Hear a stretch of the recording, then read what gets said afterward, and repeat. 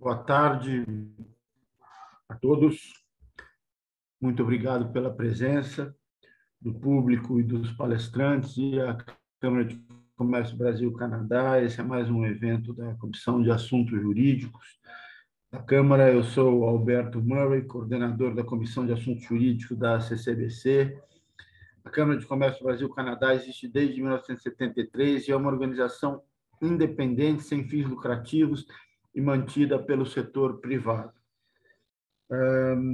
A Câmara busca promover a integração e desenvolvimento de oportunidades entre os mercados brasileiro e canadense nos seus mais diversos ramos de negócio, cuidando também de iniciativas e projetos sociais, culturais e educacionais e da discussão sobre a diversidade e inclusão em suas mais diferentes formas. A CCBC estabeleceu essa Comissão de Assuntos Jurídicos com a finalidade de promover a troca de informações sobre ambas as legislações, promover a discussão de temas nacionais e internacionais e, assim, possibilitar a seus associados o nível de informação necessário para a tomada de decisões em negócios. Sempre atenta aos temas relevantes à realidade dos negócios, a Comissão de Assuntos Jurídicos, a Comissão de Compliance e Integridade da CCBC convida a partir de agora para um debate sobre o cenário atual e as tendências do ESG e o compliance fiscal e tributário. Eu vou ler agora o currículo dos palestrantes de hoje, a quem mais uma vez eu agradeço pela disponibilidade. Doutora Carolina Miguel é sócia com atuação na área de direito tributário, com ênfase em tributos indiretos e aduaneiros. Representa clientes nacionais e internacionais em questões relativas a obrigações acessórias, classificação fiscal de produtos e atualização legislativa e jurisprudencial. Possui experiência na identificação de estruturas operacionais eficientes, organizações societárias e elaboração de contratos comerciais, sob a perspectiva dos reflexos financeiros desses tributos. Doutora Heloísa Welze atua nas áreas de direito público, relações governamentais, regulatório e em projetos de infraestrutura. O foco de sua atuação se dá tanto na parte consultiva quanto no contencioso judicial e administrativo, especialmente quando há envolvimento de entes públicos ou agências reguladoras como Anvisa, Anatel, ANEEL, ANS, Covisa, ANP, em processos de infraestrutura e logística e alinhando estratégias para desenvolver eficientemente cada projeto. Da mesma forma, atua nas áreas de compliance, life science, fármacos e algumas outras áreas altamente reguladas, como defesa, petróleo, gás e food law, alimentos. Dr. Márcio Pereira é sócio da área ambiental e mudanças climáticas do BMA, com atuação destacada na regulamentação do aproveitamento econômico de recursos naturais e na condução de assuntos envolvendo sustentabilidade.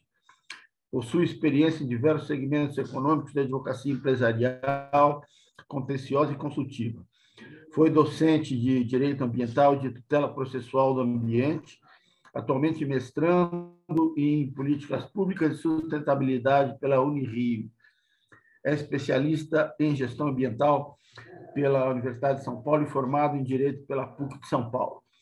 Possui experiência tendo advogado em projetos de energia, petróleo, gás, infraestrutura, transporte, mineração, mudanças climáticas, economia verde e muitos outros segmentos. Também a doutora Vivian Casanova, sócia da área de Direito Tributário com atuação em contencioso administrativo e judicial, pós-graduada em Direito Tributário, vice-presidente da Comissão de Direitos Tributários do IBRADIM, membro da Comissão de Liquidez, Finanças e Tributação da Abrasca. Eu também convido a assistência a formular suas perguntas através do chat e no final da apresentação dos palestrantes elas serão feitas. Muito obrigado e um bom evento. Por favor, pode começar. Nós vamos começar com a doutora Carolina, certo? Não, acho que é comigo. A gente tinha, a gente trocou. Não tem problema nenhum. Não tem problema nenhum. Vamos lá. Só para a gente, então, endereçar o tema, pelo menos começar endereçando o tema, nosso tema hoje é ESG, e compliance fiscal e tributário, né? Então, primeira coisa, o que o ESG pode ter a ver com compliance fiscal e tributário? O ESG, assim, para falar o básico, né, é a sigla que significa, em inglês, meio ambiente, a parte social e governança, tá? Na verdade, esses 3 pilares traduzem o conceito de sustentabilidade para o nosso ambiente corporativo. Então, é atrás dessa sustentabilidade que a gente vai ao dar atenção, ao prestigiar a pauta ESG. O compliance tributário, até antes disso, desculpa, uma parte importante, assim, um resumo importante que eu acho legal passar para todos, da forma de pensar em sustentabilidade para o ambiente corporativo, é da mudança que a gente teve do que a gente chamava antes de shareholder capitalism, que era o capitalismo dos acionistas, né, em que a palavra dos acionistas era extremamente importante, e isso mudou, se ampliou, e agora a gente fala em stakeholders capitalism. Então, não é só os acionistas, é também as questões reputacionais, e a questão de imagem, como a empresa vai ser percebida no mundo, os influenciadores, né, de decisões. Obviamente não estou falando aqui de influenciador digital, TikTok, Instagram, mas dos públicos relevantes que são, sim, influenciadores nas decisões. Tá? Então, aqui é nesse conceito de ESG que a gente faz a ligação com o compliance tributário. O compliance tributário a gente poderia imaginar também como o simples cumprimento de regras tributárias, né? Não é só isso, o compliance tributário.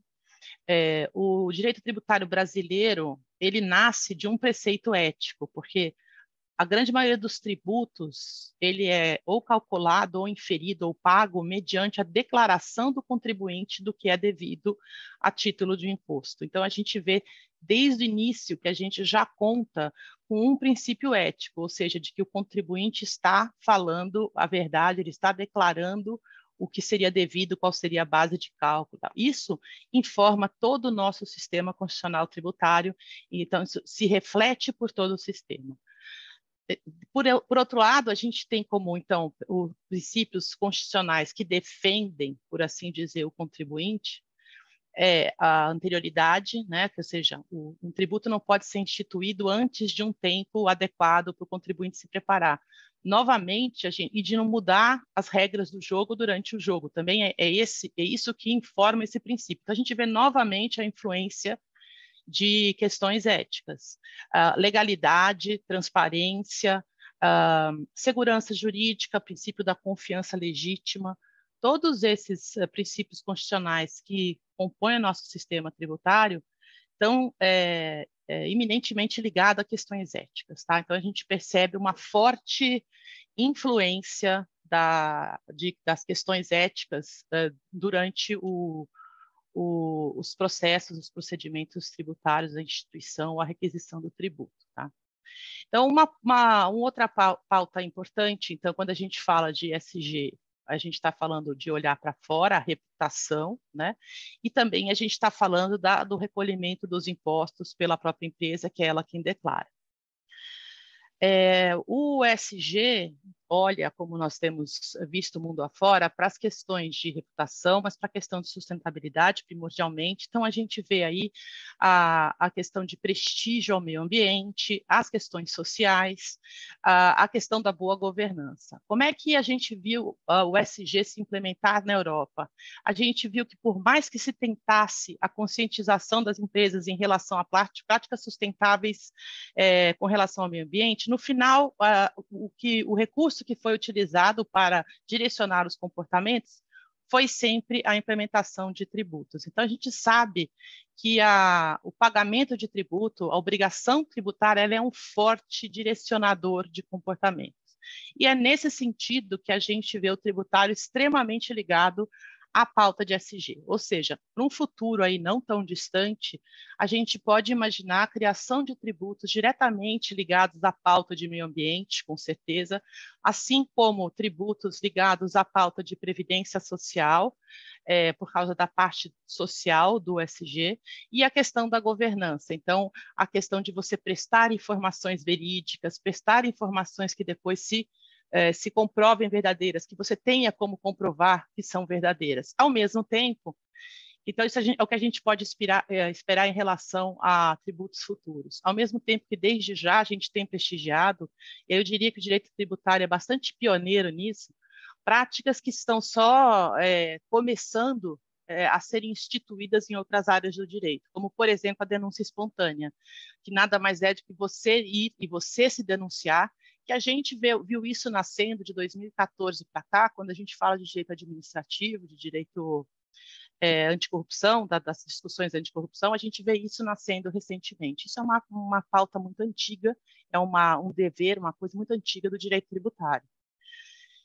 Mas nem tudo são flores. Eu admiro muito o direito tributário, mas, por exemplo, a gente tinha uma questão ética muito relevante no direito tributário, que era o princípio da substância sobre a forma. E eu achava isso muito interessante do ponto de vista de ESG, de demonstrar que não se buscaria apenas num planejamento, apenas redução de impostos. A gente sempre buscaria um reflexo de uma decisão em relação à sociedade, uma reestruturação da sociedade. Isso agora não é mais regra, está mais do que dito que é absolutamente lícita a economia fiscal pela economia fiscal.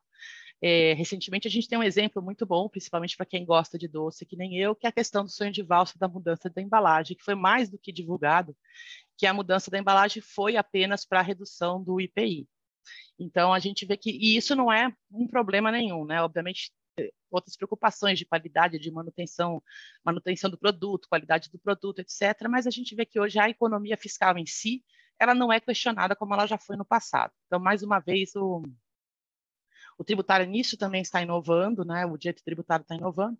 Mas, por outro lado, quando você enfrenta a pauta ESG, aí não é só uma questão de estar de acordo com a lei, é também de fazer o certo, né? Aquela coisa que o americano fala do do the right thing.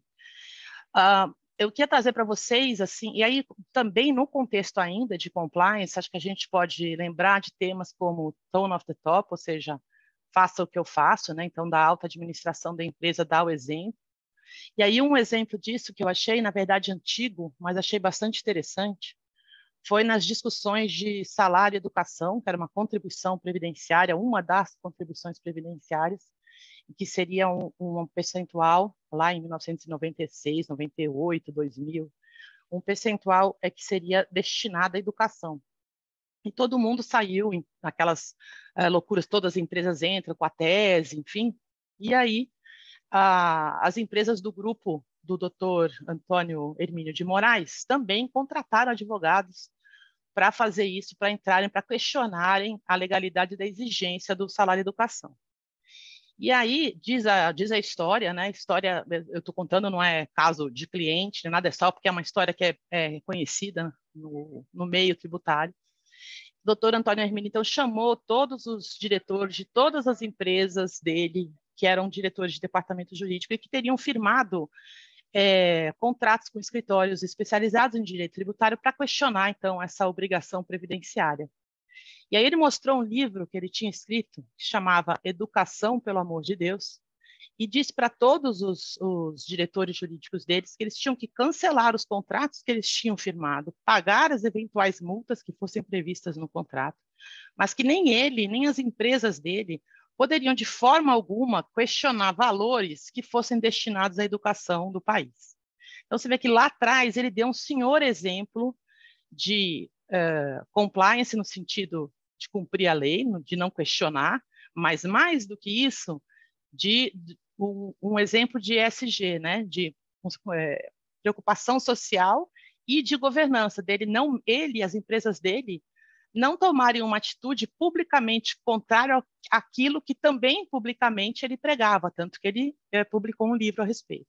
Então, achei esse um exemplo, assim, uma atitude exemplar de mostrar como deve funcionar quando a gente fala de uma empresa engajada em ESG, seria uma decisão desse tipo ser tomada hoje em relação ao eventual questionamento de impostos. Embora tenha sido há muito tempo, eu entendo que esse exemplo é bastante válido para a gente pensar aqui sobre as questões, enfim, de compliance de ESG. Uma outra questão agora, que quando a gente pensa também em ESG, mas que a gente se refere especificamente às questões de compliance, são durante as discussões administrativas, em um primeiro momento, sobre a concessão de benefícios e incentivos fiscais, a forma de se relacionar com os fiscais. Outra forma seria o recepcionamento de fiscais nas empresas para discutirem autuações, como é que as pessoas podem se proteger de requisitos e pedidos indevidos, como vantagens para não serem lavradas fiscalizações. Recentemente, também, nós vimos várias discussões sobre benefícios que foram concedidos e não deveriam, e depois viraram, aí por força até de ação do Ministério Público de São Paulo, viraram ações de improbidade administrativa, ações civis públicas de improbidade administrativa. A gente tem visto também a questão de discussão de benefícios, que eu falei, incentivos fiscais, de autuação fiscal. Então, esses pontos de interação com as autoridades fiscais são pontos bastante importantes de serem observados pelas pessoas responsáveis pelo compliance tributário. E, na verdade, a gente sabe que a maioria das empresas, elas não têm um compliance tributário propriamente dito, mas elas têm um departamento legal e, às vezes, o tributário precisa ser altamente especializado, separado das empresas. Então, esses são pontos de bastante relevância aqui, para que as empresas olhem e tentem aí seguir a pauta de compliance, né, e de ESG. Eu acho que com esse overview, até porque eu já toquei alguns pontos que agora a doutora Carolina vai mais a fundo, eu passo a palavra para a doutora Carol e fico aqui caso tenha alguma pergunta depois. Carol. Obrigada a todos pela presença. Eu agradeço à Câmara pela oportunidade de compartilhar um pouquinho da minha experiência aqui com essas questões tributárias e a relação dessa tributação com as práticas de ESG, né? Como a Heloísa falou, são princípios, né, de boas práticas que a gente precisa implementar, e isso está cada vez mais em voga pela acho que notoriedade, pela publicidade e propaganda das empresas. Ninguém quer que a sua empresa seja relacionada a poluidor, a que faz mal para a sociedade, a que não paga os tributos e tudo mais, né? E aí a gente tentou trazer alguma relação da parte tributária com essas boas práticas aqui ambientais, sociais e de governança, né? E assim, a primeira coisa que eu pensei é o compliance tributário por si só.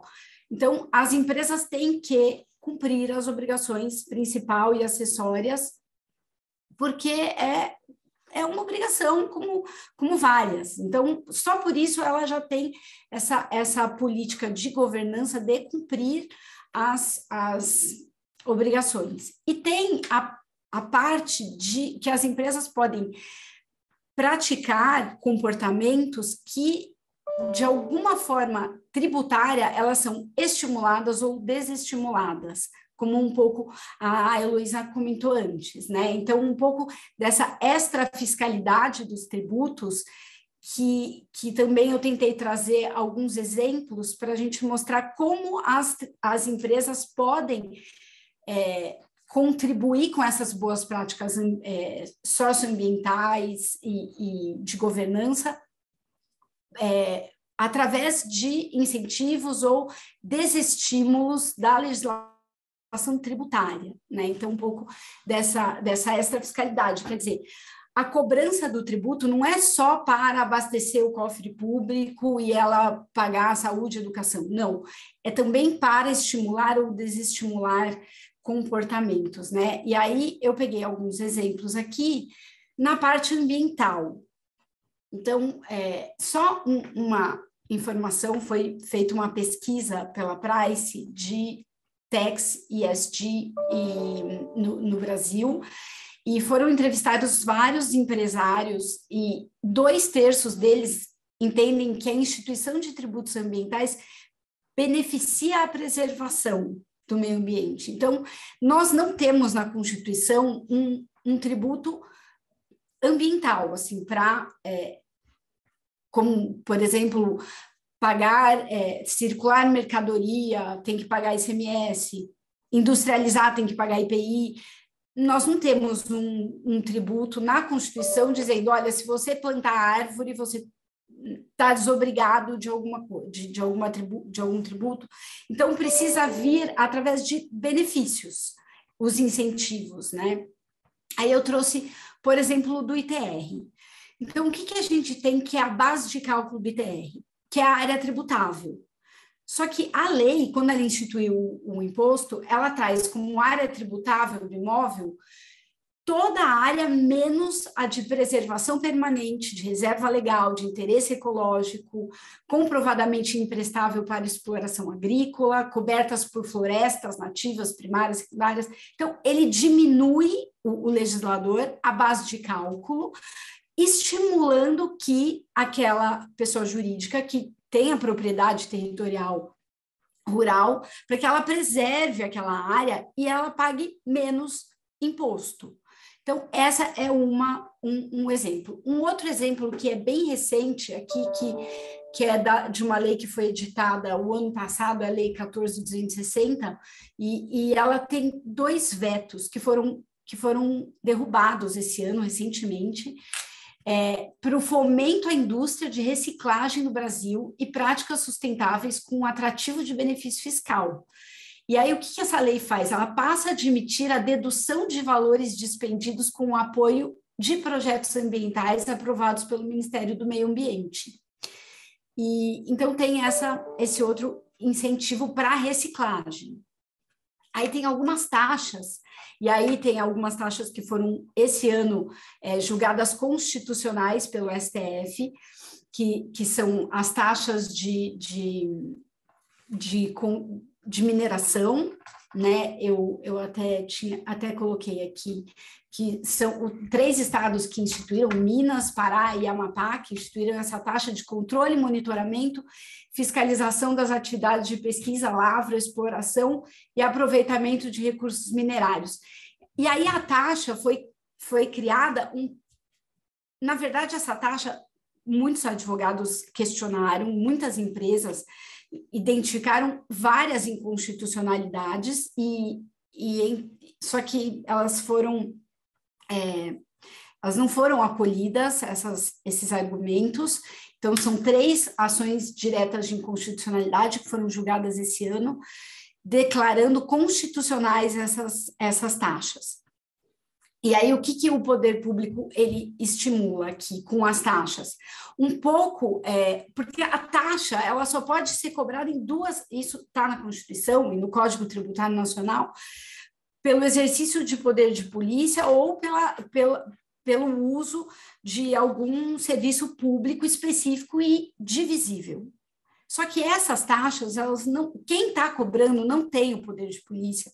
Então, assim, a base de cálculo é base de cálculo de imposto, isso também é vedado pela Constituição, mas o que pareceu, assim, olhando a decisão do STF, no sentido de que, olha, eu quero um pouco condenar ou desestimular essa exploração desenfreada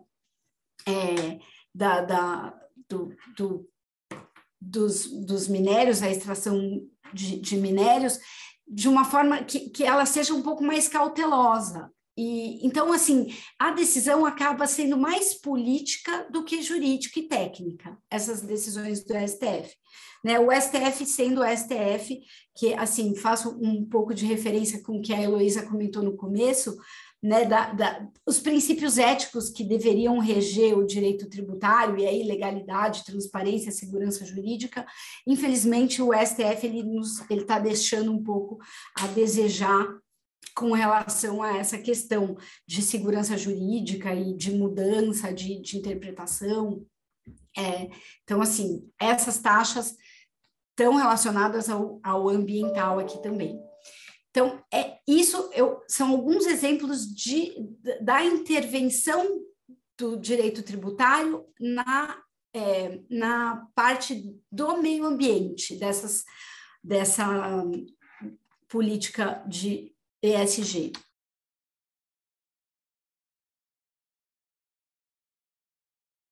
Mudo, Carol. Desculpa, eu bati aqui. Com relação à questão social, a gente viu algumas manifestações, principalmente na Inglaterra, nos Estados Unidos, que as empresas maiores, Apple, que se estabelecem em países que concedem benefícios fiscais e que acabam pagando bem menos tributo do que elas poderiam pela sua capacidade contributiva. Então, só por aí já seria pagar o tributo, você está contribuindo com a sociedade. Né? Então, se você divulga nos seus relatórios para investidor, para a relação com o investidor, quanto que a empresa paga de tributo, quanto que ela está contribuindo para o país, porque ela está pagando bastante, já seria alguma coisa favorável aqui da empresa que está implementando essa prática. Mas aí a gente tem outras alternativas que o poder público também traz como estímulo da atividade do empresário, que são investimentos em fundos para que o valor... E aí o investimento ele pode abater da base de cálculo do imposto de renda. Então, a gente tem aqui o Fundo do Direito da Criança e do Adolescente, o Fundo Nacional do Idoso, a Lei Rouanet. Então, tem outros investimentos que o empresário pode ajudar a sociedade e indiretamente ele se beneficia. Então, é um ganha-ganha. Ele ajuda aquele projeto, ele ajuda a criança, o adolescente, o idoso, a cultura, mas ele também tem um abatimento do imposto de renda. E talvez o empresário ele entenda que ele contribuindo diretamente, o dinheiro vai ser melhor empregado. Porque até outra coisa que a Elo comentou, né, que é um pouco a história do Antônio Hermílio, ele falou, não, esse dinheiro é para ser investido na educação. Só que como a gente vê muita corrupção no poder público, isso desestimula um pouco. E aí eu vou falar, eu como cidadã, eu falo, pô, eu vou pagar tudo isso de tributo e não vai ser bem empregado. Então, é melhor o empresário investir diretamente do que pagar o tributo e ele ser mal empregado. Né? Então, talvez seja... A gente tem, por exemplo, 2%, um adicional de alíquota de ICMS para o Fundo de Combate à Pobreza. O Rio de Janeiro tem isso. São Paulo não tem, mas o Rio de Janeiro tem. Será que esse fundo está sendo bem empregado, esses 2% de adicional de alíquota de ICMS para esse fundo?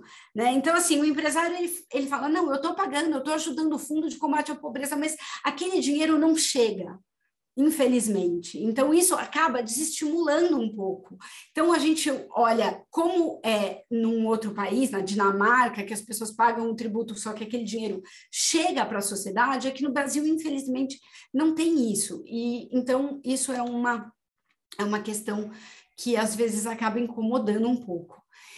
E aí, por fim, a parte de governança, um pouco a Heloísa falou de denúncia espontânea. Então, assim, como a legislação tributária brasileira é muito complexa, os empresários, eles muitas vezes eles querem pagar, mas eles não sabem como pagar, eles não sabem como cumprir adequadamente aquela legislação. E isso é uma mudança que a própria administração tá sofrendo, para ela ter um maior contato, uma maior abertura com os contribuintes, sem que isso indique um comportamento que é irregular, porque antes o contribuinte ficaria um pouco com receio de ir procurar a administração, porque ia parecer que ele está o quê? Querendo oferecer uma vantagem indevida para obter algum privilégio, e hoje não, agora está um pouco mais estruturada essa legislação, e aí eu posso falar um pouco do federal, que é o CONFIA, um programa de conformidade e cooperação entre fisco e contribuinte, e nos conformes que tem aqui no estado de São Paulo. Então, o que o contribuinte ele é? Ele é avaliado por quanto mais adequado é o comportamento dele de pagar tempestivamente os tributos, de preencher EFD, entregar GIA, tudo direitinho, com as informações completas. Outra coisa também que ele é avaliado é pelos fornecedores dos contribuintes. Então, se o fornecedor dele também tá regular, se ele emite a nota e tudo mais, e aí ele tem notas, esse contribuinte, e em vez do fiscal chegar e já autuar, ele orienta. Primeiro ele orienta o contribuinte. E se o contribuinte tem dúvida, ele faz pergunta, ele tem mais acesso à administração e para ficar sempre em conformidade com as regras tributárias. E aí, com isso, com esse comportamento, ele tem alguns privilégios, mas esses privilégios estão previstos na legislação. Então, ele tem uma renovação mais rápida do regime especial dele, ele tem uma habilitação de um crédito acumulado de ICMS de uma forma mais rápida, mais eficiente, e isso não é uma irregularidade, é um prêmio que está previsto na legislação para aquele contribuinte que está em linha, que está em conformidade com as regras e obrigações tributárias. E aí, por último, assim, eu comentei um pouco dessa questão de se o contribuinte ele tem dúvida, ele tem mais abertura para falar com a administração, ele tem a possibilidade de fazer pergunta, de uma consulta formal, ele é mais procurado pela administração e ele tem formas de atender, e tanto isso para a administração quanto para os prestadores de serviço dele. Então, assim, como que a empresa vai comprovar para os acionistas e para toda a sociedade que ela não está usando de um benefício fiscal concedido irregularmente? Aí, isso a própria legislação, por exemplo, com relação ao ICMS, ela falou, todos os estados que deram benefício fiscal têm que declarar, tem que ser público, todos os contribuintes que estiverem na mesma situação vão ter o mesmo direito para não ter prejuízo também à competitividade, tudo mais. Então, veio aquela lei complementar 160, regulamentando todos os benefícios de ICMS. Então, aí ele está de acordo, ele está cumprindo. Aí ele tem agora, já tem 3 vezes que saíram facilitadores para homologação de crédito acumulado de ICMS, que era uma coisa que os contribuintes tinham caminhões de crédito e não tinham como usar, e aí poderia ter vantagens indevidas. Olha, eu conheço alguém lá da secretaria. Não, agora está mais regulamentado isso.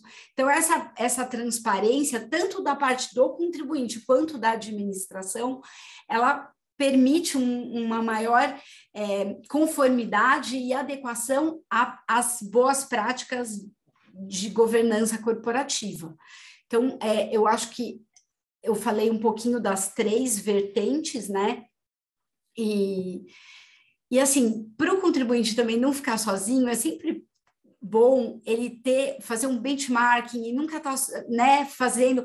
E se ele tem dúvida, pergunta, se apoia. Quer tomar um crédito que tem dúvida?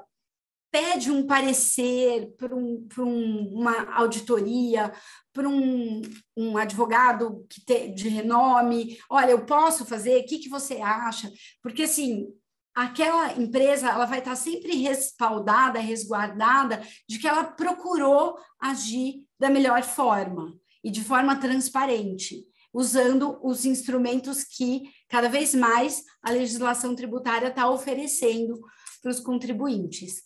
Eram essas as considerações que eu queria fazer. Eu sei que o nosso tempo é curto, eu nem sei se eu passei, desculpa, Vivian, mas eu fico à disposição também para a gente debater depois um pouco mais. Obrigada, Carolina. Primeiro, dar boa tarde aí a todos. Agradecer também o convite da Câmara Brasil-Canadá para participar desse evento, falar um pouquinho desse assunto de ESG, práticas, questões tributárias que a gente vê um pouco no nosso dia a dia aqui, dizer que é um prazer estar com todos, agradecer a presença de todas e todos que estão aqui com a gente hoje, nessa tarde. Eu acho assim que a Carolina já falou bastante em termos de ESG, né? A Heloísa também. Quando a gente está falando de ESG, eu acho que a gente tem que ter na cabeça que hoje o empresariado tem uma visão diferente, né? Um pouco a Heloísa falou isso, não só atender os interesses dos seus acionistas, mas atender os interesses da sociedade como um todo, né? Então, hoje, o empresariado está muito voltado a ter um alinhamento um alinhamento com práticas e com defesa de bens que são tão caros a toda a sociedade, né? Seja o meio ambiente, seja o social, seja a questão da governança, né? Mostrar que efetivamente atende a um compliance e aí atendendo dentro da governança um compliance tributário. Então, acho que hoje isso está bem claro e, para mim, passa um pouco essa questão dessas práticas dentro das empresas, um pouco por uma necessidade também, um pouco a Carolina falou um pouco isso, assim, da gente ter incentivos por parte da administração. Esses são bens caros, como eu mencionei, a toda a sociedade, mas que passa, num primeiro momento, pela necessidade do Estado manter esses bens, né, esses valores. Então, quando a gente fala em meio ambiente, o primeiro guardião do meio ambiente da sociedade é efetivamente o Estado. Então, acho que o Estado, como primeiro guardião, ele pode dividir essa responsabilidade com a sociedade, o empresariado como um todo, sim, deve se valer também dessa obrigação, mas, por outro lado, a gente tem que ter aí uma divisão dessas responsabilidades com, dentro do possível, a concessão de incentivos para o empresariado, né? Não que o empresariado não queira pagar aí seus tributos e queira contribuir para diversos setores, em que sejam os seus recursos arrecadados para a educação, mas que também ele possa contribuir de outras formas e diretamente, né, um pouco como a Carolina falou, para o meio ambiente, para o social, e ter aí incentivos fiscais que compensem esses investimentos que eles estão fazendo diretamente. Então, acho que os incentivos fiscais devem entrar como políticas públicas para garantir um comprometimento e um alinhamento cada vez maior, que eu acho que o empresariado já vem tendo esse alinhamento, mas cada vez maior em relação às práticas ESG. Então, acho que esse é um ponto inicial que eu queria falar um pouquinho aqui. E falando primeiro, acho que, do ponto de vista fiscal, acho que me parece que o que é mais simples é a questão da governança, então, começar um pouco por ela, né? Quando a gente está falando de compliance e governança, do ponto de vista fiscal, a gente já tem hoje, né, as empresas muito preocupadas com transparência fiscal, com fornecimento de informações, com elaboração de relatórios fiscais, que mostra ali toda uma transparência em relação aos tributos. Mas, por outro lado, a verdade é que a nossa legislação tributária é extremamente truncada. A gente está falando também do cumprimento de diversas obrigações acessórias que dificultam ainda mais a vida das empresas, que tornam caro esse compliance tributário. A gente está falando de um compliance tributário que no Brasil é muito caro para as empresas. Então, muitas vezes, elas deixam de cumprir o compliance, não porque não têm interesse em cumprir, mas simplesmente porque elas ou não têm recursos, ou não têm pessoal, ou não conseguem sequer estar atualizado em todas as obrigações tributárias que elas têm que cumprir. Então, isso é um dificultador também. E dentro desse dificultador, do ponto de vista federal, eu acho que a Receita Federal tem contribuído muito para tentar melhorar essa relação fisco-contribuinte.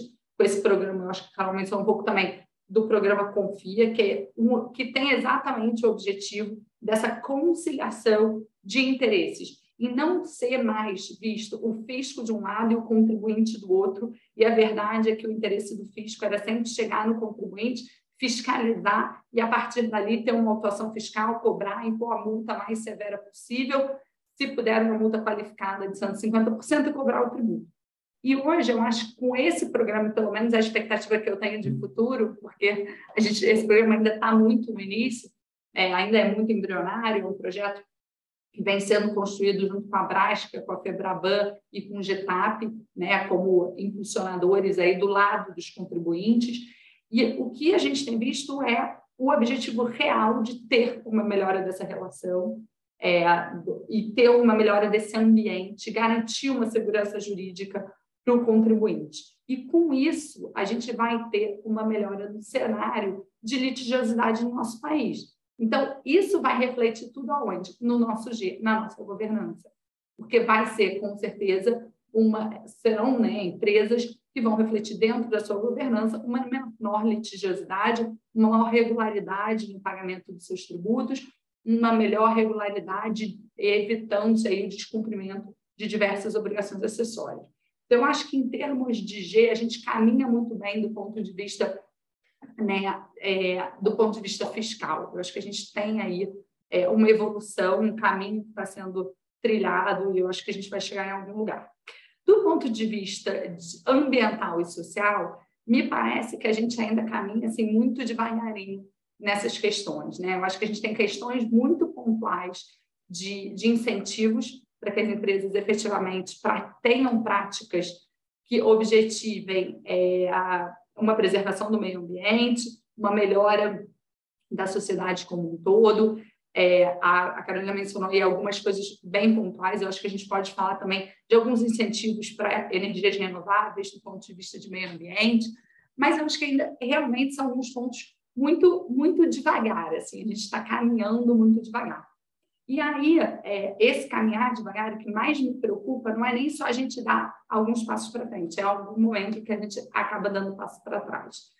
E aí, por que eu vou falar isso? Um pouco de um caso que eu quero contar, que eu acho que a gente já falou bastante de várias práticas, mas de uma situação específica que a gente tem, já se tornou público, que era um caso de uma empresa do ramo imobiliário, que efetivamente tem suas práticas totalmente alinhadas com as práticas ESG, está focada em meio ambiente.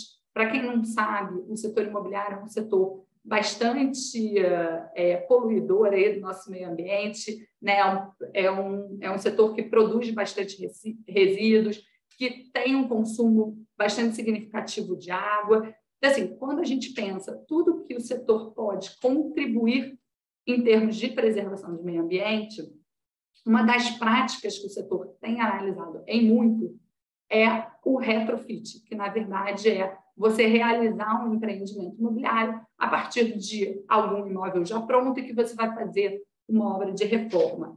Claramente, quando você conversa com o pessoal do setor, o retrofit é uma medida que está alinhada com as práticas ESG e está alinhada com a prática também de desenvolvimento das cidades, mas com base numa prática de reurbanização, de revitalização das cidades.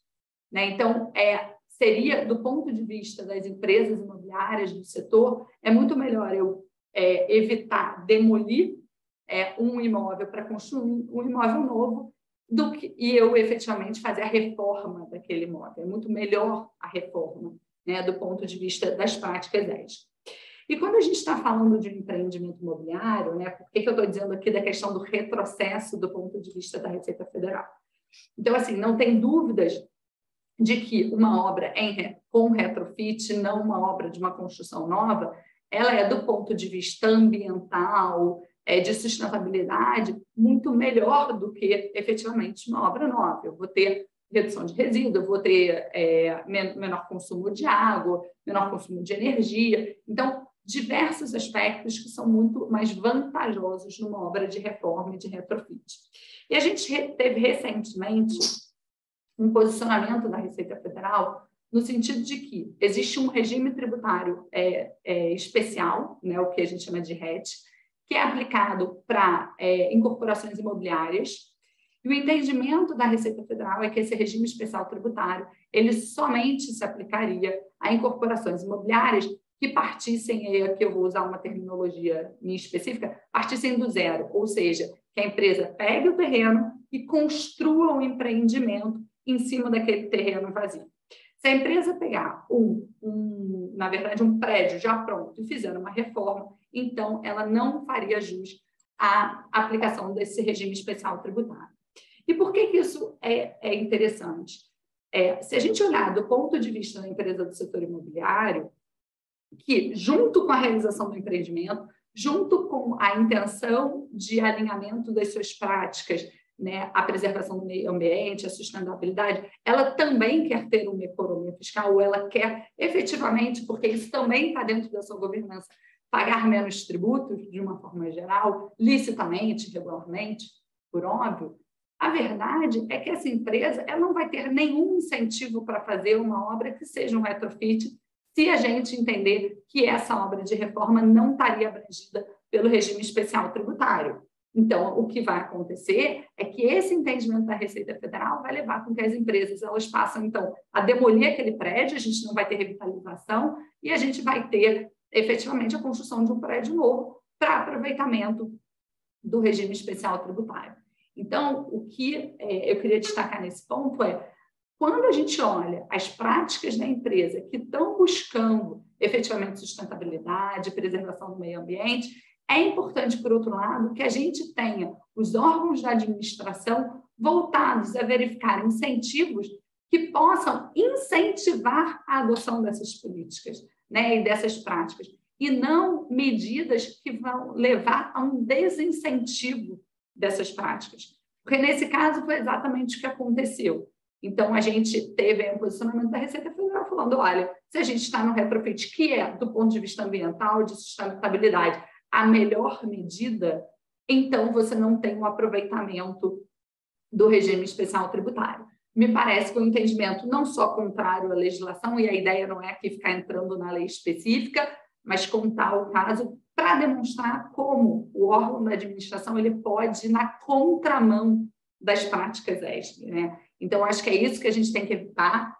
Nesse caso específico, a gente acabou tendo uma decisão judicial mantendo a empresa com benefício do regime especial tributário, e a grande vantagem da manutenção nesse caso foi porque o juiz, acertadamente, ele reconheceu a importância daquele empreendimento, daquela reforma do empreendimento, como uma iniciativa de uma prática ESG. Então, acho que ele reconheceu que precisamos sim incentivar práticas e medidas que levem à preservação do meio ambiente, que levem aí à sustentabilidade da nossa sociedade, do nosso país como um todo.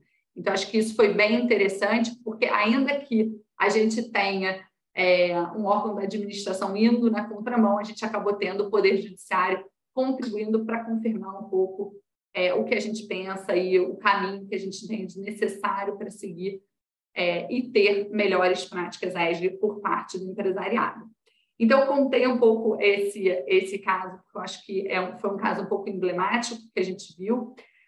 Eu vou passar aqui a palavra para o Márcio, que vai poder contar alguns outros casos, mas eu acho que o importante disso tudo é a gente pensar que realmente a gente precisa que a sociedade esteja focada nas práticas ESG, mas que a gente tenha o poder público também pensando em políticas públicas associadas a incentivar e contribuir para essa divisão de responsabilidade do empresariado com a sociedade como um todo, para que todos possam ajudar e contribuir na preservação desses valores, desses bens que são tão caros para toda a sociedade. Obrigado, Vivian. Bom, Luiz e Carolina focaram na questão da governança, com diferentes perspectivas. A Vivian trouxe aí esse caso concreto. Eu gostaria que, eu sou o único, acho que advogado que não é da área fiscal aqui, ou tributária, minha praia é mais a área ambiental, mas eu gostaria, até para a gente tratar da questão do ESG e da importância de ter um instrumento tributário para induzir comportamentos, tratar 3 pontos rapidamente com vocês. Um é para dizer de uma forma clara, sem muito rodeio, que ESG tem uma questão geopolítica, né? Acho que isso está muito claro, porque com o exemplo da Covid que a gente teve a partir de 2020, o cenário mundial mudou a respeito da percepção de risco e se viu uma oportunidade, principalmente pelo setor financeiro, de dar um norte a novos investimentos pelo mundo, com mais segurança em termos de rentabilidade de retorno, tendo parâmetros que pudessem endereçar questões sociais e ambientais de governança, que é o ESG, né? As 3 siglas aí que são hoje objeto de autorregulação e regulação, né? Muitos países adotam uma regulação, mas há países que estão mais abertos e adotam uma autorregulação. Mas é uma reação a uma questão de risco muito clara, que já havia uma percepção desde as questões de sustentabilidade tratadas inteiramente de empresa, questões envolvendo empreendimentos, por exemplo, de minerário, de infraestrutura, saneamento, até de requalificação urbana, onde que a questão social ela é muito presente, muito forte, e aí no mercado se dizia que precisava ter a licença social para se operar ou iniciar uma atividade, que é uma forma de você estabelecer uma relação, uma pactuação territorial entre empreendedor e os demais stakeholders, né? Como a Heloísa falou, um capitalismo agora voltado para esses stakeholders, né? Não só para os acionistas, mas exatamente tendo essa mudança de foco, mas o ESG captura todos esses sentimentos, esses parâmetros, e dá um olhar mais organizado e direcionado para a aplicação de investimentos, principalmente mercado de capital, fundos, enfim, etc.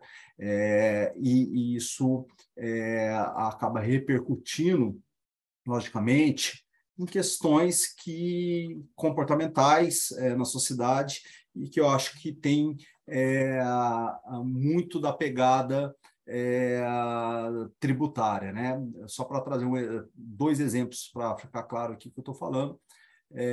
O primeiro, eu queria pontuar que o grande ponto do ESG, vamos dizer assim, talvez muito mais na Europa do que aqui, é a questão climática, né? A questão climática ela é muito forte, principalmente na Europa, porque eles têm a necessidade de mudar a matriz energética.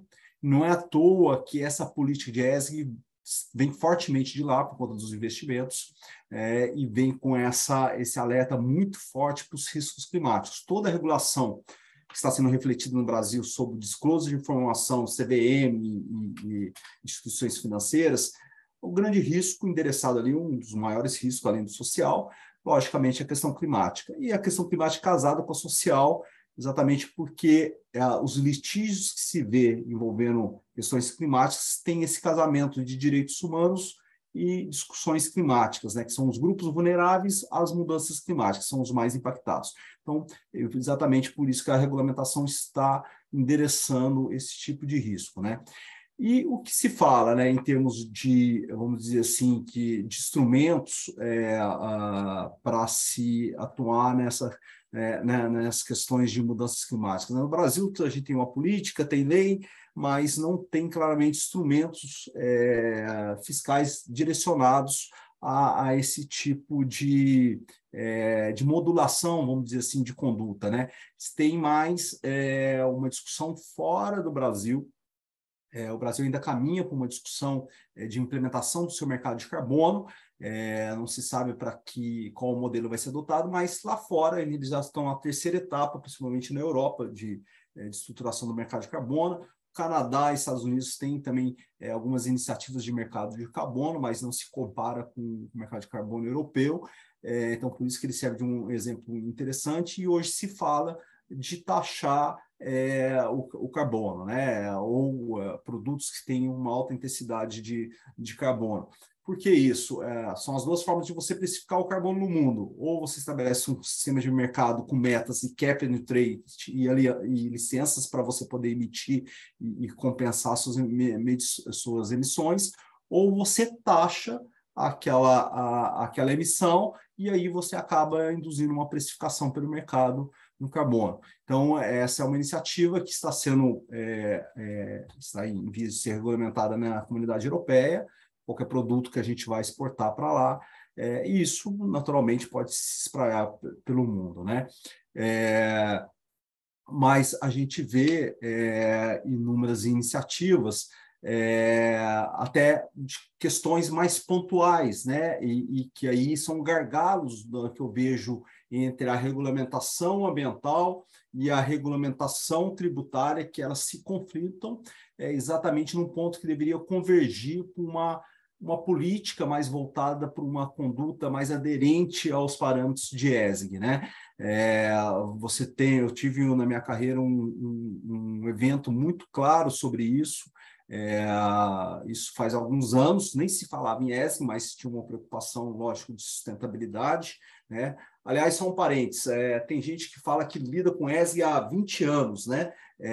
Então, uma certa estranheza em relação a isso. Eu acho que todo mundo ou lidava com a parte ambiental, ou social, ou governança, mas eu acho que com essa linguagem amarrada, estruturada, como você está se propondo fazer sobre a perspectiva do mercado financeiro, essa é a grande novidade que é após pandemia, né? Eu acho que essa é o grande diferencial quando se fala que o ESG é mais do mesmo. Não é mais do mesmo, ele tem um approach diferente, ele tem uma pegada mais adiante, é aquilo que em 87 a gente discutia na Comissão Mundial de Meio Ambiente, quando se apontou lá que a questão financeira era central na questão ambiental e social no mundo, um relatório mundial da Comissão de Meio Ambiente, que foi feito em 1987, e apontava para os bancos multilaterais e que isso deveria ser replicado pelas instituições financeiras. É o que, de certa forma, o mercado está fazendo isso. A gente já viveu a fase dos bancos multilaterais, agora a gente está vivendo a fase das instituições financeiras. Mas voltando para o meu exemplo, fechando parênteses, é importante ressaltar que, num caso concreto, eu me deparei com a seguinte situação: um cliente me pediu ajuda para a empresa dele, só deixando claro que ela é uma instalação portuária, um empreendimento de infraestrutura que exportava, que era um meio de transporte e de transbordo para a soja, que ia para o mercado mundial. Só que ao fazer o transbordo no porto, a soja que era ser exportada sob um regime especial de tributação para diminuir o custo dela para fins de exportação, essa soja ela caía na área portuária e ficava um resquício ali que não era muita coisa para aquele exportador, mas aquela soja tinha impurezas, você precisava mandar ela para um aterro sanitário para descarte como resíduo, né? E o dono do porto falou: olha, Márcio, tem alguns players local interessados, pequenos produtores de óleo a partir de soja, que podem reaproveitar esse resíduo, só que fazer uma limpeza e reaproveitar ele como soja, para fazer uma pequena produção local. Poderia me ajudar, tal? E qual foi a grande surpresa para a gente? Ao a gente tentar reintroduzir essa soja no mercado local, simplesmente não foi possível por conta de uma questão tributária, né? A receita, como era uma área alfandegária que tinha um regime especial, qualquer produto ali não poderia ser reintroduzido no mercado interno. Então, há uma questão cultural também no ESG, né? A gente precisa mudar a cultura da forma que também, como é tratado os incentivos para ter uma indução de comportamento mais aderente, né? Não adianta a Política Nacional de Resíduos Sólidos exigir do empreendedor uma postura de reaproveitamento dos seus resíduos, sendo que eu tenho um rebatimento, muitas vezes, tributário, que não permite eu ter essa mudança de comportamento e ela seja ali um gargalo relevante, né? Eu acho que tem vários exemplos aí relacionados à logística reversa, estudos tentando criar incentivos. O setor de mineração, que o Brasil tem uma excelente relação aí nesse setor, principalmente com o Canadá, que é um provedor de tecnologia, para ter políticas mais aderentes a novas técnicas, né? Eu participo todo ano no Canadá de um Fórum Mundial de Mineração, junto com a Câmara Brasileira de lá, em Toronto, isso muito tempo antes de se falar dos riscos de barragem e das discussões envolvendo controle de barragens no Brasil, antes desses grandes acidentes que ocorreram, né, no Brasil. Mas novas tecnologias podem ser, sim, incorporadas e trazidas para exatamente permitir um novo incremento tecnológico no Brasil para se mudar e deixar mais aderentes à política de ESG. Hoje, o Instituto Brasileiro de Mineração se discute muito essas políticas de como introduzir essas ferramentas relacionadas ao ESG na mineração brasileira e fazendo muitas referências a questões que já existem, principalmente no Canadá, inclusive de incentivos fiscais tecnológicos, né? Essas são algumas pontas interessantes que a gente precisa olhar quando você tem a parte de governança, como estava falando de regulação, mas você tem todo um indicativo de políticas comportamentais que você precisa ser mais aderentes a políticas ambientais ou políticas sociais, e lembrando que a gente tem uma grande diferença para países de primeiro mundo, como é o Canadá. A gente tem lá as questões sociais não têm o mesmo nível de relevância como tem no Brasil, né? A gente tem problemas sérios de saneamento. Então, quando você vai para uma política de implementação de novas concessões privadas, onde que vão ter uma melhoria de serviços na área de saneamento, você tem questões territoriais para a implementação de investimentos que são relevantes, desde regularização fundiária até questões de controle de água, de controle de poluição. Não adianta a gente oferecer uma concessão para o investidor internacional no Brasil interessado nesse setor de saneamento, sendo que nossos rios são mal cuidados e tem um pouco de incentivo, muito pouco incentivo, para ter um investimento tecnológico pesado em termos de controle de poluição e redução. O empresário se fica muito premido com os investimentos nesse setor, sem grandes oportunidades de visualizar negócios ou de ter investimentos que possam permitir uma melhoria do parque industrial e a redução de poluição. Enfim, esses são os exemplos iniciais, só para a gente começar um bate-papo aqui sobre ESG e essa relação que a gente vê com a política ou com a legislação tributária e o compliance tributário. Fico à disposição de vocês para a sequência de perguntas. Alberto, acho que é contigo.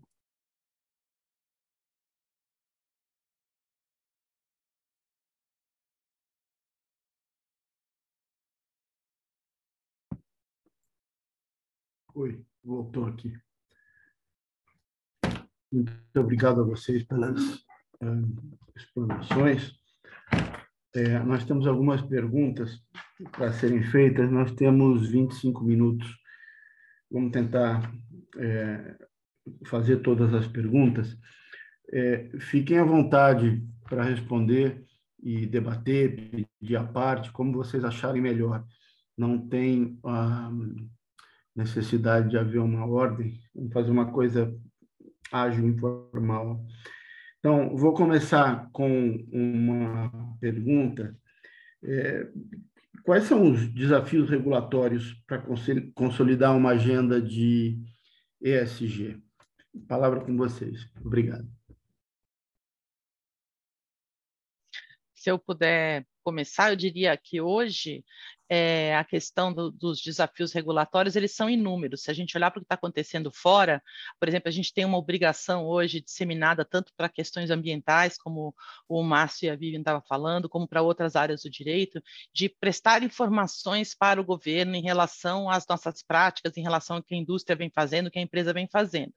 Então, hoje em dia, até esse tipo de informação, que é oficial, você está prestando para um órgão oficial, ele pode nos comprometer imediatamente, né, daqui a pouco tempo, em relação ao futuro, quando a gente estabelece metas de ESG, como, por exemplo, de despoluir.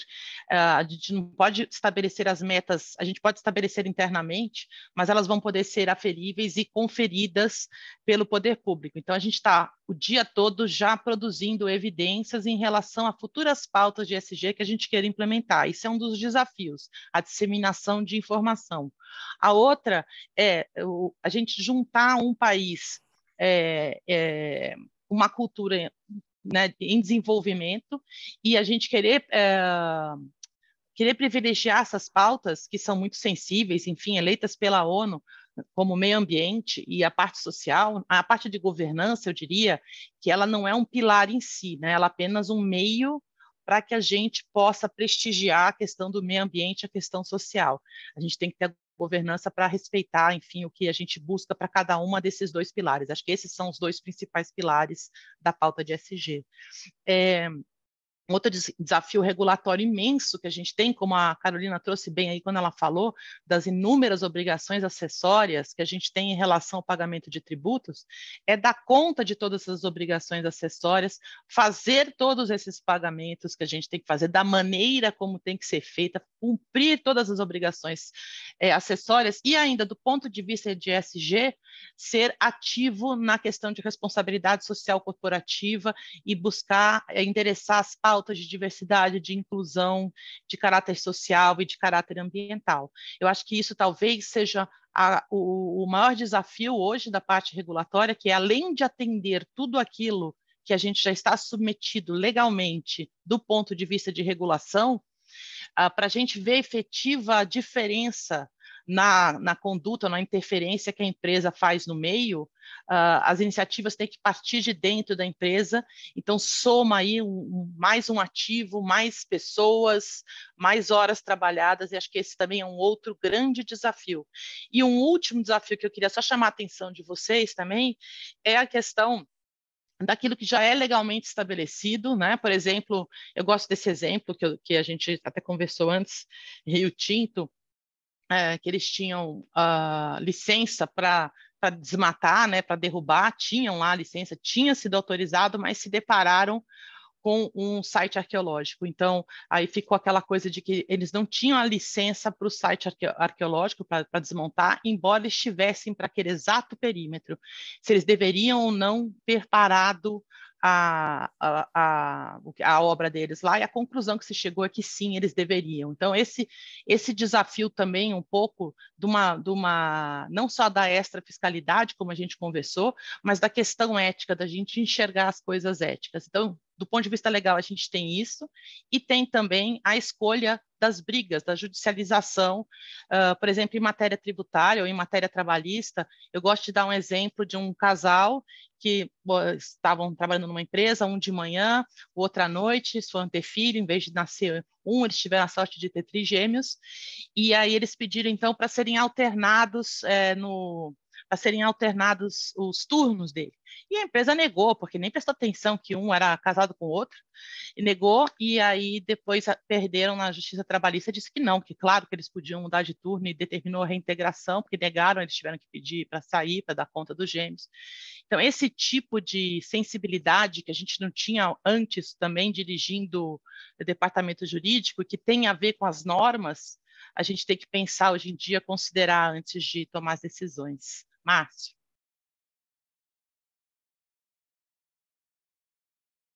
Luísa deu vários exemplos aí, eu só queria destacar um que tem a ver com um dos pontos que ela falou. Acho que o grande desafio, Alberto, é evitar o greenwash.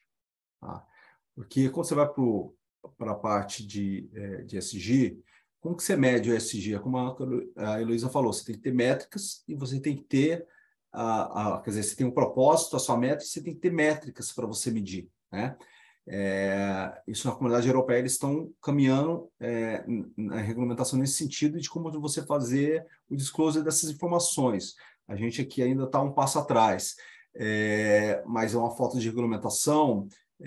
Várias empresas adotam diferentes métricas e posturas e relatórios, enfim, há uma certa incômodo no mercado, uma certa preocupação com o greenwash e com o efeito que pode gerar, desde ações judiciais como uma penalização. Então, acho que o grande problema é a gente separar o jogo do trigo aí e ver o que é realmente ESG, o que é greenwash, e saber que a gente tem um desafio muito grande, porque o nosso mercado nem são todas as empresas que têm condições financeiras também de bancar uma estrutura de ESG e saber que tem diferentes níveis e que vai ter que ter diferentes parâmetros também.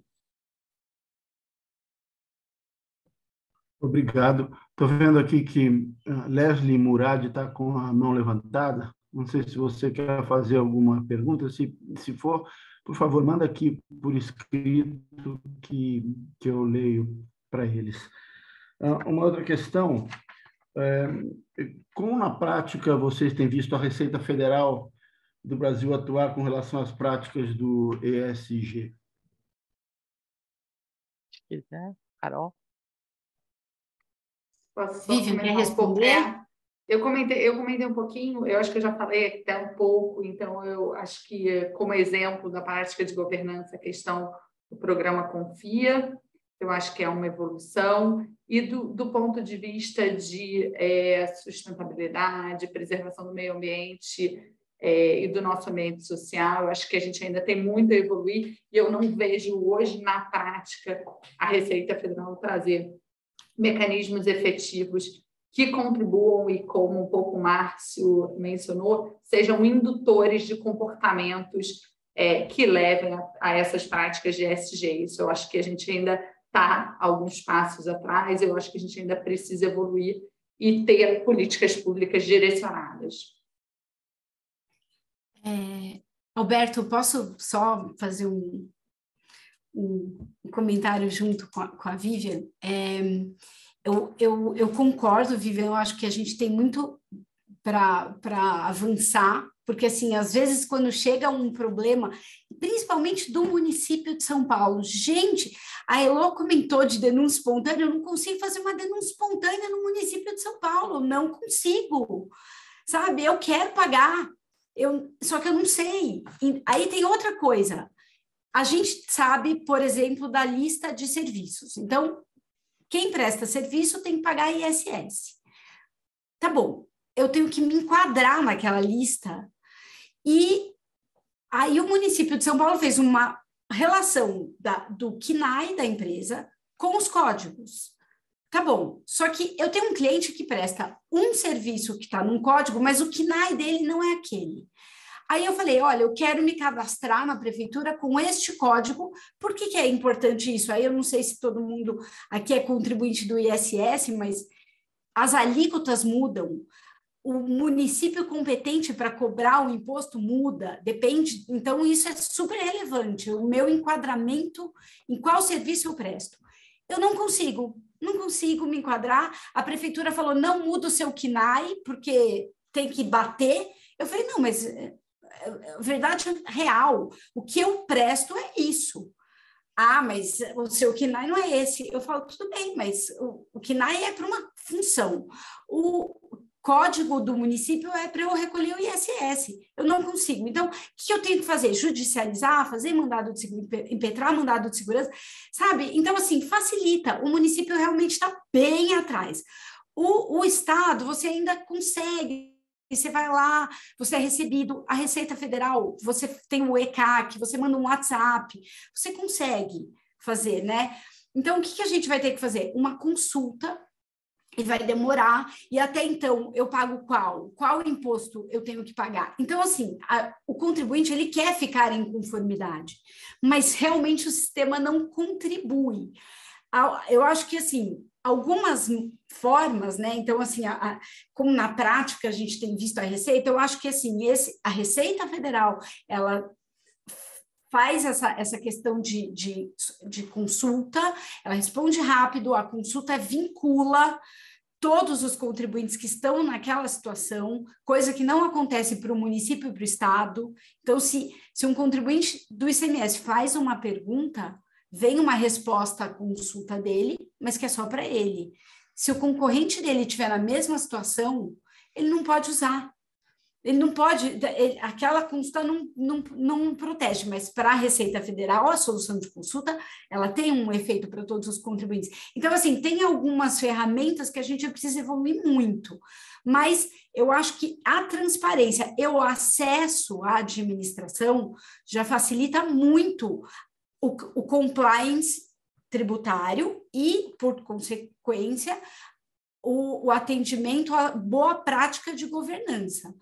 Né? Eu estou tentando, eu estou formalizando o que eu quero fazer, eu quero pagar, e tudo, a gente é advogado, a gente sabe que tudo tem que documentar, né? Porque a gente nunca sabe o dia de amanhã, você vai ter que provar, então eu acho que tem algumas coisas que realmente a gente sofre para ficar em compliance, para ter uma boa governança, mas vamos ver se isso vai melhorando ao longo do tempo. Ótimos exemplos. Eu acho que isso tem a ver com a questão de que serviços públicos mal prestados significam cidadania precária. Às vezes você quer fazer aquilo que é certo e você não tem a resposta rápida, ágil do serviço público para que te possibilite agir corretamente. Eu acho que esse ponto que você muito bem colocou tem a ver com uma outra pergunta aqui, de como decidir os riscos pelo não pagamento de tributos, considerando as questões de ESG e compliance. Quem quer responder? Que eu posso responder. Vai. Alberto, como definir os riscos de não recolher, você diz? Como decidir os riscos de não pagamento em razão do Então, SG? aí o que a gente vê, né? A gente vê, assim, 1 milhão de teses, né? Porque advogado é criativo, e aí parece que a gente nunca quer pagar, mas não é que a gente não quer pagar, é que a gente quer realmente, aí a gente volta para o começo da fala da Heloísa, né? A gente quer pagar de acordo com o que está na lei, que está na Constituição, eu não vou pagar 1 centavo a mais, né? É isso, eu quero pagar direito, eu quero pagar o que eu devo e não o que eu não devo, nada além do que a lei me obriga a pagar. E aí, como que eu vou não pagar, né? Então, assim, a gente precisa se resguardar, ter um parecer, ver se está todo mundo discutindo isso, ou se você está sendo muito arrojado para, né, afastar aquela cobrança, se resguardar. Então, entra com uma ação judicial, uma ação declaratória, impetra um mandado de segurança para discutir isso. Então, faz sempre com transparência, com fundamento, né? E não simplesmente... Lógico que, às vezes, a gente vê alguma coisa, por exemplo, crédito de PIS e COFINS. O que eu tomo de crédito e o que eu não tomo de crédito? Isso é super polêmico. Você vai perguntar, então até tem um sócio aqui do escritório que fala, não pergunta se você não sabe a resposta, né? Então, você vai perguntar se você tem direito ao crédito de PIS e COFINS, a Receita Federal vai dizer, não tem. Você nunca tem. Né? Então, e aí o que um administrador vai fazer na empresa? Ele vai falar assim, mas todos os meus concorrentes estão calculando crédito sobre aquilo, sobre aquela despesa. Não sei, pede um parecer, pede faz uma pergunta para Price, para Ernest, pega um parecer e fala assim, olha, eu tenho fundamentos constitucionais legais para não pagar, para tomar esse crédito. Eu estou agindo, só que assim, eu não vou entrar com uma ação porque se eu for autuado, eu vou me defender. Então, assim, tem estratégias, dependendo da questão, dependendo de como está faz um benchmarking, se resguarda mesmo internamente, vê com o jurídico, tem respaldo para eu me proteger, eu tenho argumentos para me defender, né? E aí você segue naquela medida, naquela decisão, mas com respaldo, né? Acho que é um pouco nessa linha. Só para complementar o que a Carol está dizendo, mesmo, mas só para pôr do ponto de vista de governança, acho que é exatamente o que ela falou. O departamento tributário, o responsável, ele vai recomendar uma atitude, vai pegar um parecer de uma dessas Big Four, de auditoria, etc., ou vai pegar um parecer de um professor, vai embasar uma decisão que vai ser tomada. E aí a gente tem toda a questão interna, falando de governança, de responsabilidade de cada um dos dirigentes. Eu acho que isso é uma questão que a gente tem que levar para a decisão e, eventualmente, para o conselho, dependendo do tamanho da empresa. Por quê? Para isso ser uma decisão realmente da empresa, né? E para que todos dividam o risco. Então, o que eu acho importante em termos de decisões que envolvam risco tributário é a transparência e o embasamento técnico no momento da decisão. Por isso que eu acho muito importante o argumento da Carol quando ela diz de pegar um parecer da Big Four, pegar um parecer de um professor desses, mas escalar o assunto para dar transparência e para trazer vários dos stakeholders internos, das pessoas que têm responsabilidade juntos para essa decisão.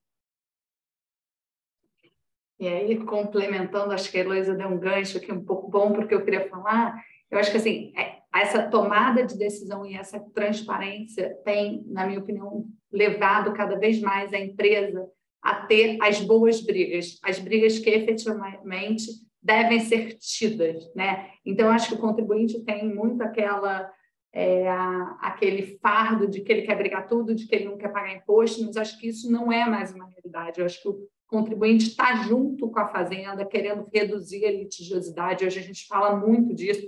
A gente tem um contencioso tributário no Brasil que é gigantesco comparado com o nosso PIB, comparado com outros países. Então, assim, o que a gente tem visto também é, dentro dessa ideia de governança, compliance, transparência, um contribuinte preocupado na redução da litigiosidade.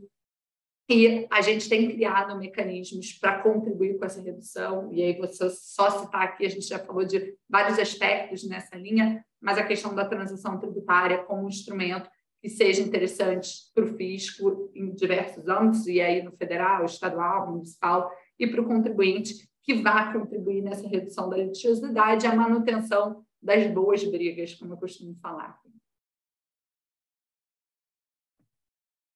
Muito bem, obrigado. Na opinião de vocês, quais são as novas tendências regulatórias do ESG, por favor? As novas tendências regulatórias que a gente pode chamar atenção, né, para a preocupação com esses dois pilares, tanto social quanto de meio ambiente. A gente vai ver isso sendo tanto alvo de criação de tributos, como acho que a gente falou no início, eu falei no início da apresentação, isso vai ser endereçado dessa forma, como um caráter extrafiscal, mas para direcionar comportamentos, então para manter as pessoas empregadas, ou para redução de jornada de trabalho, a questão de combate ao trabalho escravo, isso tudo a gente vai enxergar bastante, assim como os aspectos de direito ambiental. Aí a gente também vai ver questão de logística reversa, a questão de disposição final de resíduos sólidos, isso tudo a gente vai assistir a aumentar tanto a importância em termos de valores de multa, assim como a gente vai ver criação de tributos para dirigir comportamento. Então, isso é uma coisa que a gente já vai ver. E do ponto de vista regulatório, outro ponto importante é a questão dos índices, dos números, das informações que eu presto. Por fim, uma coisa que eu chamaria muita atenção é que hoje em dia as empresas têm mostrado publicamente, declarado publicamente planos de redução da pegada de carbono ou de se tornar neutra no ano XPTO, enfim. A gente tem que tomar muito cuidado, porque a gente tem visto uma tendência na Europa de perguntarem, teve empresas que foram perguntadas se isso era uma determinação programática da empresa ou se era apenas uma questão de marketing. E a empresa teve que falar, puxa, é só uma questão de marketing, não estou me comprometendo em atingir aquela marca. E aí teve que divulgar, então, que era só um marketing, que não era um compromisso sério. Então, esse tipo de preocupação, eu acho que as empresas têm que ter desde já, porque já é uma realidade fora. Se você falou que vai ser carbono zero, que vai reduzir X% em tantos anos, isso não pode ser, teoricamente, meramente um conteúdo de marketing. Márcio. Luísa, muito bom esse ponto que você trouxe da questão do marketing. Quanto o ESG entregue para a área de comunicação, de marketing da empresa, para ela construir, já começou errado, né? Começou no departamento errado. Você tem que começar exatamente, né, da substância e depois o marketing vai lidar com aquela substância, né? Mas isso é um excelente ponto que você trouxe e tem a ver com, acho que o ponto hoje no Brasil que está em regulamentação, que é o grande desafio nosso, exatamente regulamentar qual é a forma de fazer esse reporte de informações, né?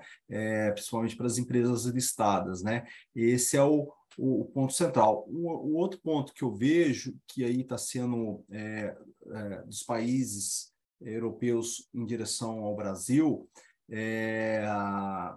que são a regulamentação que tem um olhar de diligência na cadeia de fornecimento, né? Na cadeia que envolve um determinado setor, seja minerário, seja infraestrutura, seja, enfim, saneamento, agricultura, o Brasil está sofrendo lá fora empresas brasileiras com regulamentações que impõem aqui produtos que vêm de áreas com desmatamento zero ou com questões sociais envolvendo direitos humanos, para evitar trabalho escravo, uma série de coisas.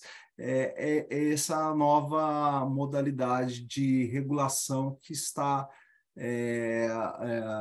hoje, não, vamos dizer, na crista da onda na comunidade europeia. Por conta disso, já é uma lei na Alemanha que começa a valer o ano que vem, que vai refletir no Brasil, e é uma regulamentação que está sendo adotada pela comunidade também europeia que está em discussão. Então, isso certamente trará rebatimentos aqui e trará rebatimentos nas relações entre países, né?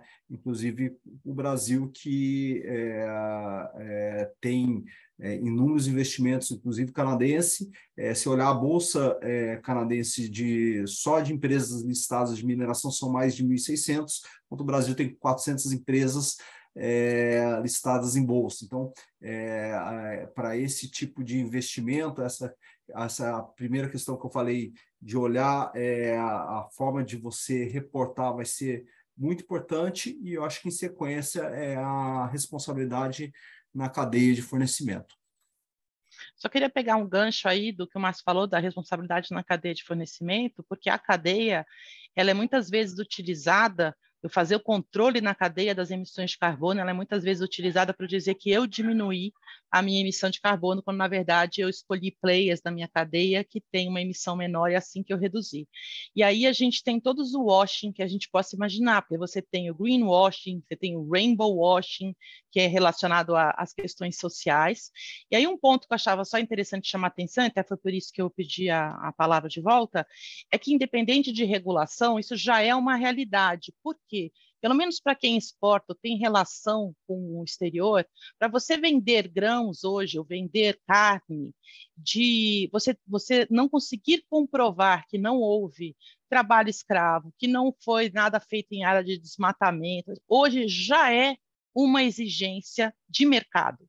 Então, independente da gente questionar ou não qual é o futuro regulatório, este futuro regulatório já vem sendo pré-anunciado pelas exigências de mercado, principalmente os mercados de fora, como a gente tem, enfim, tem o Canadá, tem os Estados Unidos aqui, mas a gente tem a Europa inteira também, que são grandes compradores de grãos e produtos que o Brasil exporta muito. Muito bem, nós estamos, na realidade, o tempo acabou, mas eu acho que, se vocês concordarem, eu coloco mais uma pergunta aqui. Nós temos 3, mas elas acho que são todas relacionadas.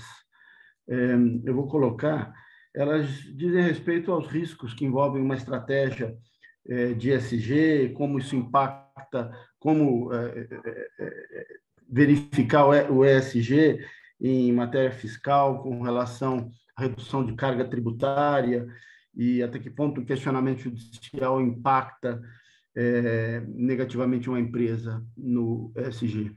Então, são 3 perguntas relacionadas, se vocês puderem fazer as considerações e também aproveitar e fazer as considerações finais de vocês, por gentileza. Vou começar aqui um pouco.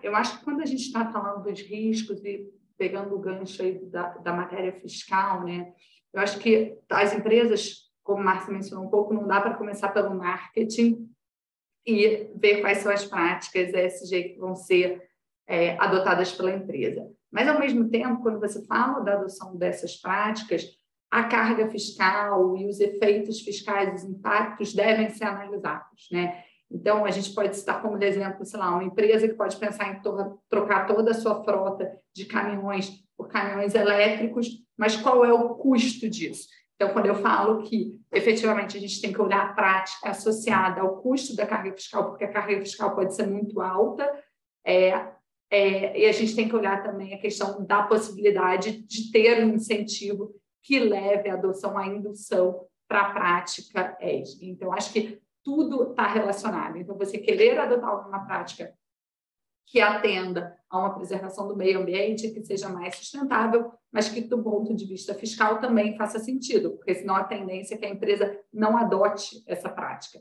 A Heloísa mencionou aqui no início Eu não conhecia, Luiz, achei ótima a história da troca da embalagem do sonho de valsa, com a redução da carga do IPI, aí faz todo o sentido você ter uma troca de embalagem com um efeito fiscal positivo, né? Que é a redução aí do valor do IPI devido. Mas eu acho que é isso que a gente tem que analisar do ponto de vista fiscal. Qual o efetivo impacto da adoção de uma determinada prática e se aquilo for ter um aumento de uma carga fiscal, provavelmente não vai ter uma indução para o contribuinte querer aderir a essa prática. Então, acho que a gente tem que ver como a gente caminha para ter efetivamente incentivos a essas práticas do ponto de vista fiscal. E aí, com isso, eu acho que, Alberto, eu encerro aqui e agradeço aí a participação de todos, a troca, acho que foi excelente. E fico aqui à disposição se tiver mais algum comentário aí só para fazer e dar boa tarde a todos já. Só para complementar, então, um pouco, assim, a minha ideia seria, primeiro a gente tem que olhar para o ESG para dentro da empresa, né? Então, hoje a gente tem empresas na Europa, no Canadá e nos Estados Unidos que já são paper-free companies, né? Então, estou dando esse exemplo, no caso, eles estão prestigiando o E do ESG e eles já não têm mais papel, eles trabalham num ambiente totalmente virtual, diminuindo, enfim, os resíduos deles. Ao mesmo sentido, quando a gente pensa em carga tributária, né? Quer seja dela mesma, dela empresa, quer ser dos produtos que ela venda. O que a gente tem visto, por exemplo, que é um bom exemplo, o mercado automobilístico, a gente vê que em prestígio ao ESG, a pauta ESG, eles vêm aumentando a produção de carros elétricos. Mas a gente sabe que até porque ainda falta um incentivo maior tributário para que a produção fique num preço mais acessível para o consumidor, a gente tem visto que eles fazem uma parte dos carros apenas elétricos e mantêm a produção do restante. Por quê? Porque nem todo mundo teria condições de comprar os carros elétricos, embora você possa ter toda a vantagem do mundo. Então, isso é um modo de ir endereçando os riscos tributários, porque eles não simplesmente, em um clique, mudam totalmente a produção deles, o que os tiraria do nicho de mercado que eles exploram há anos. Então, isso seria um jeito de lidar com os riscos tributários e também deles, porque em relação aos incentivos que eles estão recebendo, incentivos tributários para caminhar para as energias renováveis. Então, a gente vê um pouco dos dois lados. Essa pauta de ESG, eu acho ela extremamente interessante, ela influencia nos negócios, já influencia até na nossa casa, embora a gente ainda não tenha uma consciência, pelo menos você viu, Vivian, quando a gente vai comprar bombom, já está influenciando na nossa vida aqui. Então, assim, eu acho uma pauta extremamente interessante, acho muito importante, a questão climática é uma urgência, assim como as questões sociais, acho que sempre foram.